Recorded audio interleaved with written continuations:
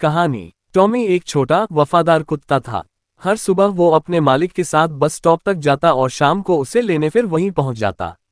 एक दिन उसके मालिक ने आर्मी की वर्दी पहनी और कहा, टॉमी, मुझे कुछ समय के लिए जाना होगा। टॉमी तो बस वैगिंग टेल के साथ उसे देखता रहा। उसका मालिक बस में चढ़ गया और चला गया, पर टॉमी को क्या पता वो लौटने में महीने लगेंगे। उस दिन के बाद टॉमी रोज शाम को बस स्टॉप आता, कभी धूप में, कभी बारिश में, कभी कभी भूखा, फिर भी इंतजार करता।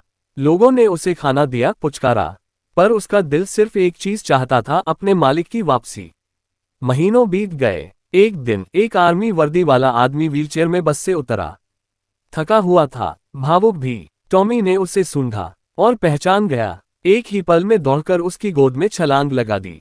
दोनों की आंखों से आंसू बह निकले और लोग बोले, वफादारी सिर्फ इंसानों में नहीं होती। ये क्या, अभी तक आपने लाइक और सब्सक्राइब नहीं किया?